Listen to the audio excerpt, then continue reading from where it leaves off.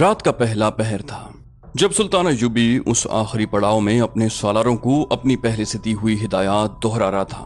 اس کے سامنے نقشہ پڑا تھا۔ دربان خیمے میں آ کر اس کے کان میں کچھ کہہ گیا۔ سلطان نے اسے کہا فوراً اندر بھیج دو۔ دربان نے خیمے کا پردہ اٹھایا اور سر سے اشارہ کیا۔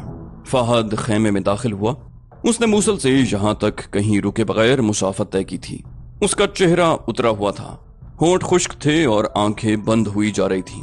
جاسوسی اور سراغ رسانی کے محکمے کا سربراہ حسن بن عبداللہ خیمے میں موجود تھا۔ سلطان ایوبی نے فہد سے کہا معلوم ہوتا ہے تم نے آرام کیے بغیر سفر کیا ہے، بیٹھ جاؤ۔ دربان کو آواز دے کر اسے کہا اس کے لیے کھانا یہیں لے آؤ۔ فہد نے اکھڑی ہوئی سانسوں میں کہا خبر ایسی تھی کہ آرام کی مہلت حاصل کرنا گناہ معلوم ہوتا تھا، میرا گھوڑا شاید زندہ نہ رہ سکے۔ سلطان نے پوچھا کیا خبر ہے؟ فہد نے کہا شاہ آرمینیا اپنے دارالحکومت میں نہیں ہے، وہ ہرزم میں خیمہ زن ہے۔ عز الدین اسے ملنے ہرزم جا رہا ہے، ظاہر ہے کہ یہ ہماری فوج کے خلاف معاہدہ ہوگا۔ شاہ آرمینیا کے ساتھ اپنی فوج کے بھی 2 دستے ہوں گے اور عز الدین بھی اپنی فوج کے 2-3 دستے اپنے ساتھ لا رہا ہے۔ سلطان ایوبی نے مسکرا کر کہا یہ بادشاہ شاہی شان و شوکت سے ایک جگہ اکٹھا ہو رہے ہیں۔ پھر پوچھا موصل میں صلیبیوں کے کیا رنگ ڈھنگ ہیں؟ فہد نے کہا صلیبی ٹھنڈے ٹھنڈے سے معلوم ہوتے ہیں، ان کے ذخیرے کی تباہی کی اطلاع آپ کو مل چکی ہے، ہم نے وہاں کے لوگوں کے دلوں سے پہلے درویش کا وہم اور فریب نکال دیا۔ سلطان ایوبی نے پوچھا شاہ آرمینیا اور عز الدین کی ہرزم میں ملاقات کے متعلق تمہیں کہاں سے اطلاع ملی ہے؟ میں کیسے یقین کر لوں کہ یہ اطلاع صحیح ہے؟ فہد نے کہا رضیہ خاتون کی اطلاع غلط نہیں ہو سکتی۔ سلطان ایوبی نے کہا اللہ اس عظیم خاتون کو اپنی رحمتوں سے نوازے۔ جذبات کے غلبے سے اس کی آواز بھر گئی۔ فہد نے کہا رضیہ خاتون نے آپ کو سلام کہا ہے اور یہ بھی کہ عز الدین کے پاؤں لڑنے سے پہلے ہی اکھڑ گئے ہیں، اس پر گھبراہٹ طاری ہے اور اگر اسے ایک ضرب اور پڑی تو وہ گھٹنے ٹیک دے گا۔ سلطان ایوبی نے پوچھا موصل میں کوئی فوجی ہلچل ہے، کوئی جنگی تیاری؟ فہد نے کہا صلیبی جاسوس اور مشیر سرگرم ہیں، کوئی جنگی تیاری نظر نہیں آتی۔ عز الدین صلیبیوں سے جس قسم کی اعانت مانگ رہا ہے وہ آپ کو اچھی طرح معلوم ہے۔ شہر میں ہمارے آدمی پوری کامیابی سے اپنا کام کر رہے ہیں اور رضیہ خاتون ان کی بیٹی شمس النساء کی کوششوں سے قلعے اور محل کے اندر کا ہر گوشہ اور ہر راز ہماری نظر میں ہے۔ شاباش میرے دوست۔ سلطان ایوبی نے اٹھ کر اس کے گال کو تھپ تھپایا، بولا تمہیں معلوم نہیں کہ تم جو اطلاع لائے ہو وہ کتنی کارآمد اور قیمتی ہے۔ مجھے امید ہے اب فوجوں کا اتنا خون خرابہ نہیں ہوگا جتنا محاصرے اور حملے میں ہوتا ہے۔ اس نے سالاروں سے مخاطب ہو کر کہا اب ہم تل خالد کا محاصرہ نہیں کریں گے، فوج ادھر ہی جائے گی۔ چھاپا ماروں کا صرف ایک دستہ میرے ساتھ ہرزم کی سمت جائے گا۔ ہرزم ایک خوبصورت جگہ تھی، ہر طرف سبززار چشمے اور ہرے بھرے درخت تھے، ہریالی سے ڈھکی ہوئی چٹانیں بھی تھیں۔ اس خطے کو قدرت نے تو حسن دیا ہی تھا، آرمینیا کے بادشاہ نے اسے آ کر جنت ارض بنا دیا۔ شامیانوں اور قناتوں نے محل کا منظر بنا دیا، ان کے اندر رنگین روشنیوں والے فانوس لٹکائے گئے تھے، 6 گھوڑوں کی بگیاں بھی تھیں اور محافظ دستے کے سوار اور گھوڑے طلسماتی سی شان کے حامل تھے۔ رقص و سرود کا خاص انتظام تھا۔ آرمینیا کی سب سے زیادہ حسین اور ناچنے والی لڑکیاں ساتھ لائی گئی تھیں۔ حرم کی منتخب لڑکیوں کے خیمے الگ تھے۔ شاہ آرمینیا نے مروین کے امیر کو بھی وہاں مدعو کیا تھا۔ مروین ہرزم کے قریب ہی ایک علاقہ تھا جس کا امیر قطب الدین غازی تھا۔ مروین اس کی جاگیر تھی۔ شامیانوں، قناتوں اور خیموں سے کچھ دور شاہ آرمینیا کی 2 دستے فوج خیمہ زن تھی۔ شاہ آرمینیا امیر مروین کے ساتھ 2-3 روز شکار کھیلتا رہا۔ پھر ایک روز والی موصل عز الدین آ گیا، اس کے ساتھ ساتھ بھی اپنی فوج کے 2 منتخب دستے تھے۔ رات کو رقص و سرود کی محفل جمی، شراب کی سراہیاں خالی ہوئیں۔ عورت اور شراب نے وہ کیفیت پیدا کر دی کہ یہ مسلمان حکمران ان کے عمرہ وزراء اور سالار قبلہ اول کے ساتھ خانہ کعبہ کو بھی بھول گئے۔ رات عیش و عشرت میں گزار کر وہ سارا دن گہری نیند سوئے رہے۔ اس رات جب وہ شراب اور عورت کے نشے میں مخملی قالینوں پر رنگین فانوسوں کے نیچے بدمست ہو رہے تھے، اس رات سلطان صلاح الدین ایوبی وہاں سے 2-2.5 میل دور چھاپا ماروں کے ایک دستے کے ساتھ پتھریلی زمین پر سویا ہوا تھا۔ اس نے چھوٹا سا سفری خیمہ ساتھ رکھا تھا تاکہ نصب کرنے اور گاڑنے میں زیادہ وقت صرف نہ ہو۔ وہ یہاں سلطان نہیں چھاپا مار بن کے آیا تھا۔ اس نے خانہ بدوشوں کے بحروب میں اپنے جاسوس ہرزم کے اس شاہانہ کیمپ کا جائزہ لینے اور تمام تر ضروری معلومات حاصل کرنے کے لیے بھیج دیے تھے۔ ان میں فہد بھی تھا۔ اس نے پھٹے پرانے کپڑے پہن رکھے تھے۔ یہ 3-4 جاسوس اپنے اونٹوں کی مہاریں پکڑے کیمپ کے ارد گرد گھومتے رہے تھے۔ انہیں کوئی وہاں ہٹ جانے کو کہتا तो वो हाथ फैलाकर खाने की भीख मांगते। फहद शाही शामियानों के करीब से गुजरा तो उसे वो नौजवान खादिमा नजर आई जिसने उसे रजिया खातून का पैगाम दिया था। फहद ने उसे पहचान लिया। ये लड़की इज्जुद्दीन की खुसूसी खादिमा थी जो यहाँ भी उसके साथ आई थी। फहद ने भिखारियों की तरह सदा लगाई, शहजादी आपका गुलाम सफर में है, कुछ खाने को मिल जाएगा। लड़की ने दूर से कहा, भाग जाओ यहाँ से वरना पकड़े जाओगे। फहद ने अपनी असल आवाज में कहा। फहद को मूसल में तो कोई नहीं पकड़ सका, तुम यहाँ पकड़वा दो। लड़की इधर उधर देखकर उसके करीब आ गई, बोली, ओह तुम पहुंच गए, देख लो मेरी खबर गलत तो नहीं थी, लेकिन यहाँ न रुको, चले जाओ। तुम रात कहाँ हो गए? आज रात शायद मैं जल्दी फारिग हो जाऊं। मिल बैठे मुद्दत गुजर गई। फहद ने कहा, तुमने ही कहा था कि जज्बात पर फर्ज को गालिब न आने देना। हमारा फर्ज अभी अदा नहीं हुआ, जिंदा रहे तो मिलेंगे। लड़की ने पूछा, तुमने सब कुछ देख लिया है? सुल्तान कहाँ है? फहद ने जवाब दिया, सुल्तान जल्दी आ जाएगा। किसी की आवाज आई, ओए कौन है ये, हटाओ इस बदबख्त को यहाँ से। लड़की फहद को डांटने लगी और फहद वहां से चला गया। लड़की एक खैमे की ओट से उसे जाता देखती रही। इस ख्याल से उसके आंसू निकल आए कि फहद का फर्ज कैसा अजियतनाक है और कितना खतरनाक। वो उस खूबरू और तनोमंद जवान को दिलो जान से चाहती थी, मगर वो चोरी छुपे मिलते थे तो अपने जज्बात की कम और फराइज की बातें ज्यादा करते। कई मार्के जो इनकी फौज ने जीते थे वो फहद और इस लड़की जैसे जासूसों की बदौलत जीते थे। ये दुश्मन के घर में रहकर जमीन दोज मार्का लड़ते थे। इनकी जान हर लम्हा मौत के मुंह में रहती। उस नौजवान और हसीन खादिमा के जज्बात उबल आए। अगर उसका फर्ज रास्ते में हायल न होता तो वो फहद को यूं मारा मारा फिरने न देती। वो जानती थी कि फहद इन्हीं पथरीली वादियों में कहीं सो जाता होगा। लड़की ने अपने आप से कहा, हम खुदा के हुजूर मिलेंगे, और अपने काम को चली गई। रात का पहला पहर था। आज रात हरजम के शाही कैंप में कोई गाना बजाना नहीं था, खामोशी तारी थी। शाही आर्मीनिया के शामियाने में उसके पास इज्जुद्दीन और अमीर मरवैन कुतुबुद्दीन गाजी बैठे थे। इज्जुद्दीन कह रहा था, इसमें शक की कोई गुंजाइश नहीं रही कि सलाहुद्दीन अपनी सल्तनत वसी कर रहा है। अगर हम उसके इत्तेहादी बन जाएं तो वो हमें अपना अमीर बनाकर रखेगा। हम खुद मुख्तार नहीं होंगे। हाल ही में वो मुसलमान उमरा के कई कलों पर कब्जा कर चुका है और उसकी फौजी ताकत के खौफ से ये तमाम उमरा और कलादार उसकी अतात कबूल कर चुके हैं।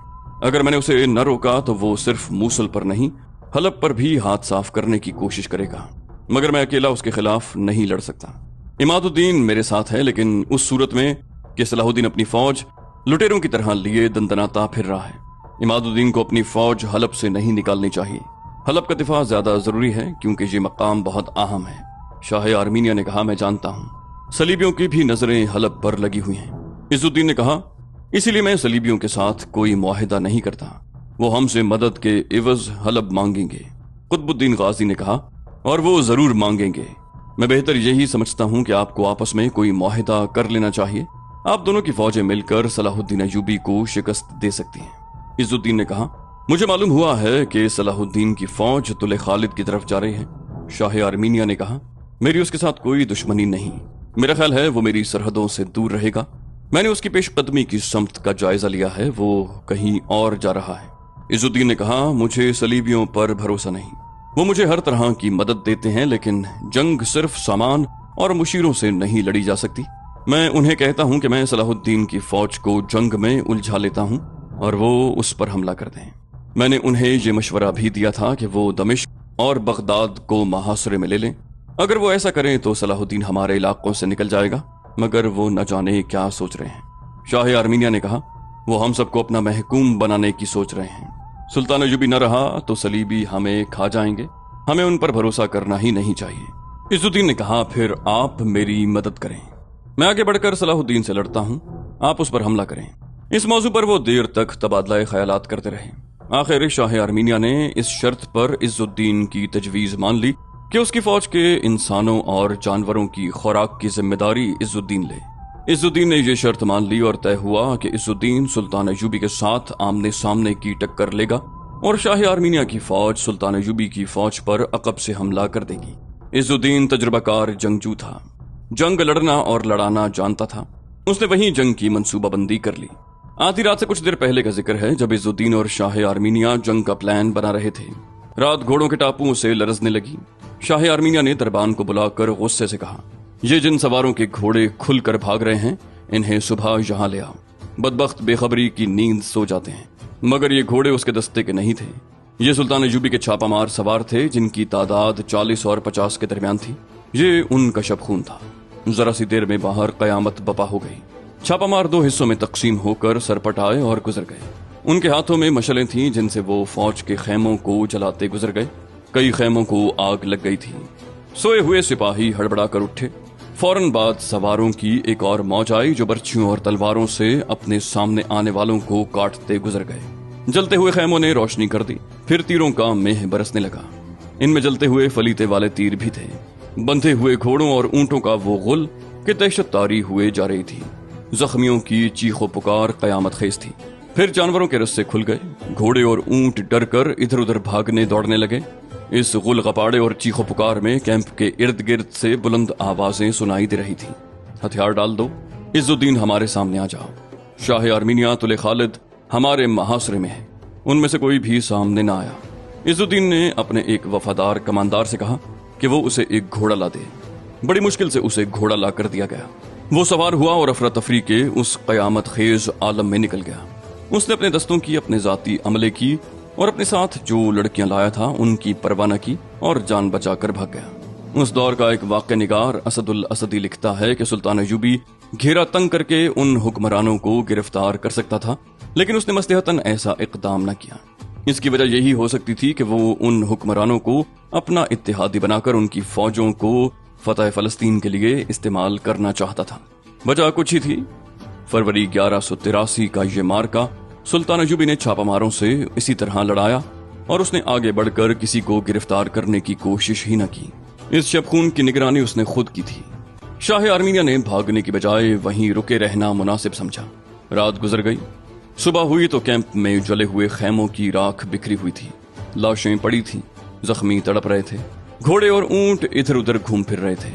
हमलावरों का कुछ पता न था कहाँ है। शाह आर्मीनिया जानता था कि सुल्तान अय्यूबी यहीं कहीं करीब ही होगा। वो सोचने लगा कि सुल्तान अय्यूबी को कहाँ तलाश करे। इतने में उसे 2 सवार आते नजर आए। वो शाह आर्मीनिया के सामने आकर उतरे और सलाम किया।